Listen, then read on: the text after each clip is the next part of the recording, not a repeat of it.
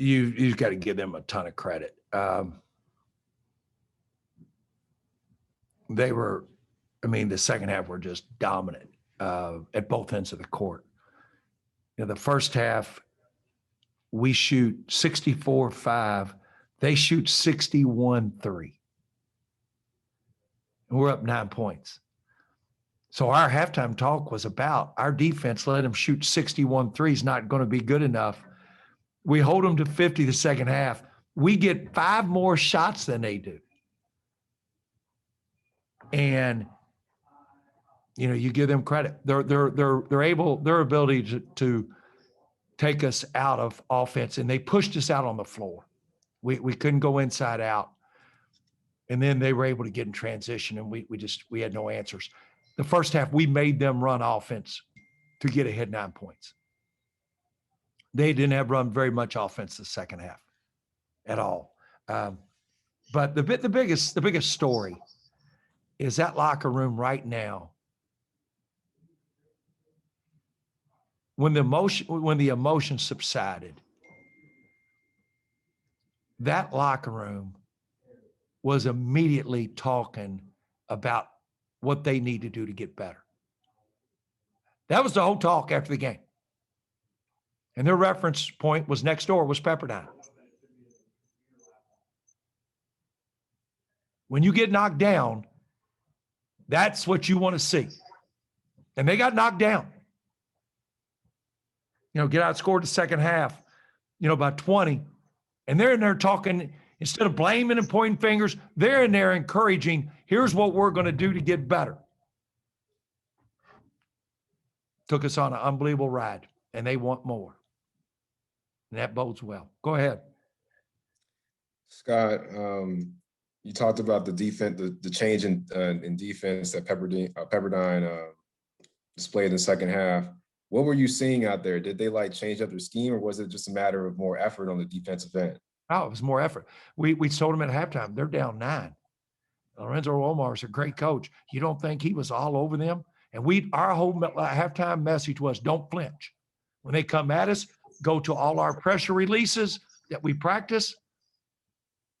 Because he wasn't in there telling them how great they were. And again, give them credit. Fatigue, I don't know. I don't know. We're down a man with Nick. Bash, pulled his Achilles where he couldn't go. And, the back-to-back nights and not playing, play 2 games, didn't play a game for 18 days. I don't know. But you give them credit. That Pepperdine team took UCLA to 3 overtimes and took BYU to overtime. They're very good. Yeah, and they got one of the best point guards in the country. There's no doubt about it. He dominates the game. I remember you saying those things when we talked. What can I follow up on, since you brought it up with Nick? What's wrong with him? Why was he not available, if you don't mind? He got a bone bruise in his knee. Oh, okay. Which is horrible news, but it was good news that it wasn't anything requiring surgery, just Mother Nature. He'll be fine. Right. Well, here it is. Now the season is, or I guess you all season has, concluded, and looking back on where you all started to now finishing up here in Daytona. I know you all wanted the chip, but, and I know it just ended, but when you think about the journey and where it is, the guys are excited to get back at it next season, but, I guess, how do you characterize what you all accomplished to get here? Pride. Those players are a phenomenal representative for everything that's right in college athletics, on and off the court. The way that they represent their families, our university, our entire community is absolutely tremendous. And I encourage, I don't think any of us know how many people they've touched. The stories that we get from all across the country, alumni, just basketball fans in general. I got a long email today from a high school staff in New Jersey that they've been studying our offense.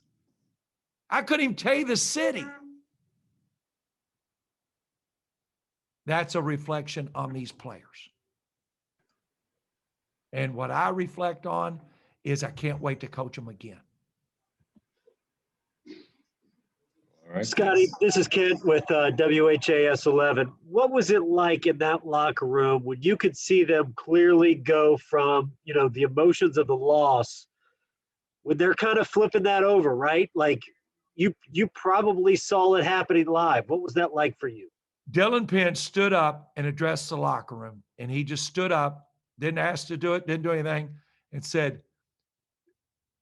I've never enjoyed playing with a bunch of guys anymore in my life, and we're all going to play together again next year. That flipped it. And Kent, the way you asked the question, that flipped it. And the head started bobbing. And what do smart people do? They learn from every experience. And this team's already started doing that.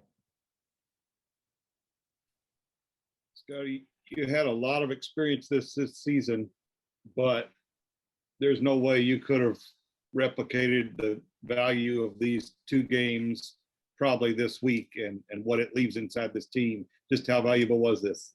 Well, we were talking, Stetson and Donnie Jones is a great coach. I mean, he does a heck of a job. That was the first time they've ever played postseason since they've been a Division I school. We did it in year one. I mean, Eric, the 10 straight conference wins, 6 straight on the road, playing for a conference championship on national TV, them turning people away at Freedom Hall, on and on and on. Going into the day, and it won't change any, and the sample's too big. In Division II, we led the nation 6 out of 10 the last 10 years in field goal percentage. 6 out of 10. 2 of the other years we're in the top 6. So that's 8 out of 10. And I always said to people that I'm very close to, I just really wonder if we could do this at a higher level. You do. You ask that. I mean, every coach does. You got aspirations. We got our opportunity. Today, Gonzaga leads the nation in 358 teams. We're third. We're third.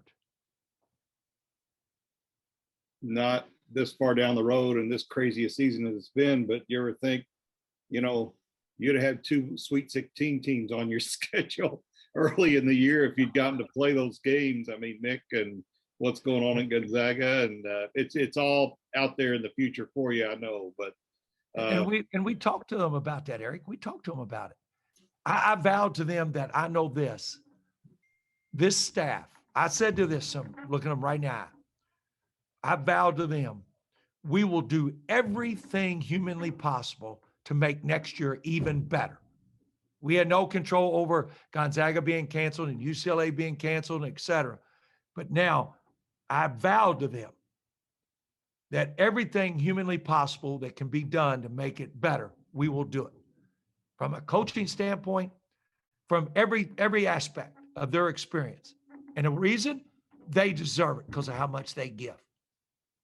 They give in the classroom, they give, if you'd see them in basketball camp, interact with little kids, or when the locker rooms are open, we get to have them back in our locker room.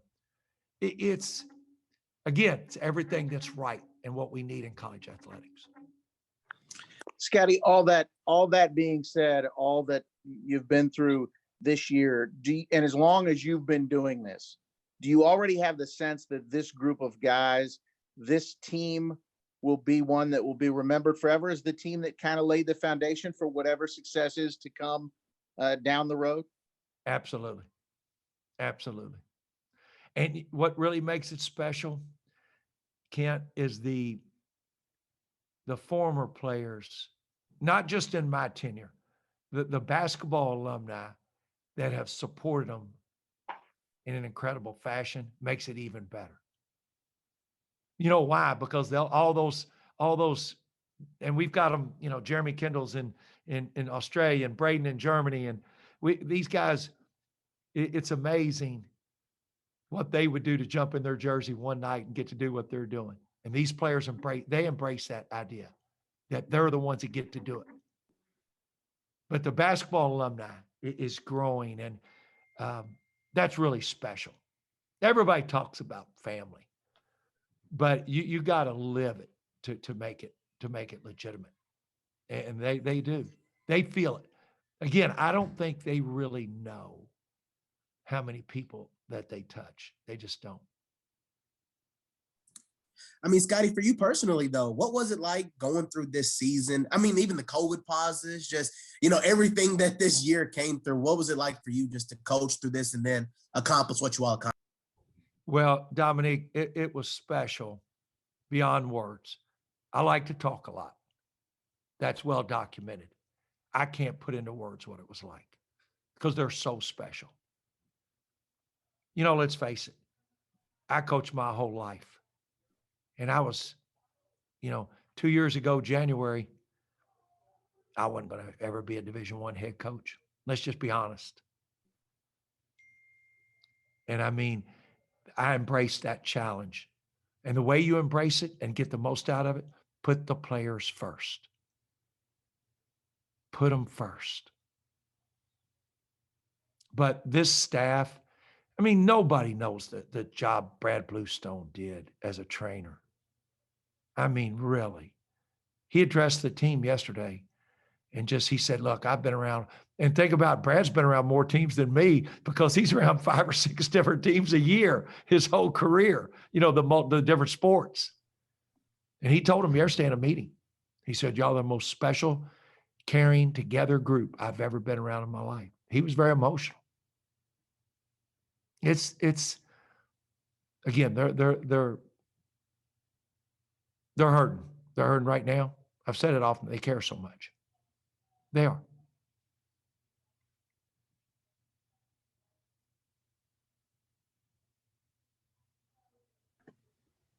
Anybody got anything else? I'm sure Coach probably needs to get on radio too. Hey guys, I want to say this. I want to say this last to all of you. Thank you. Now, I can't. It's impossible to put in words how much I appreciate you guys.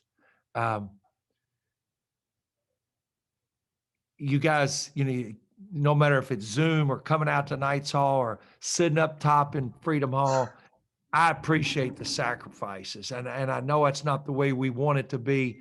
And let's hope that we get it back to normal. Let's hope we got you sitting courtside and we continue to get this story out there. And again, I've always said those players are a phenomenal marketing tool for the game of basketball. They really are. Now we got to go be Pepperdine. We got to go be them. That'll be our next goal. Liberty. That's where you are. That's what you do. And you do that from a staff standpoint. You do that from a support standpoint. You do that from a support of your fan base. And that's what that challenge never stops. That never stops 24/7. But I want to thank you guys, all of you, so much. We appreciate everything. You guys y'all been incredible. Look, people don't realize how we travel. People don't realize how lucky we are in Louisville to have you guys. We know. We go in these other cities and I watch. I mean, I do local stuff. I might see something on one of our opponents. You never know. You guys are special. We appreciate it. Thank you guys a lot.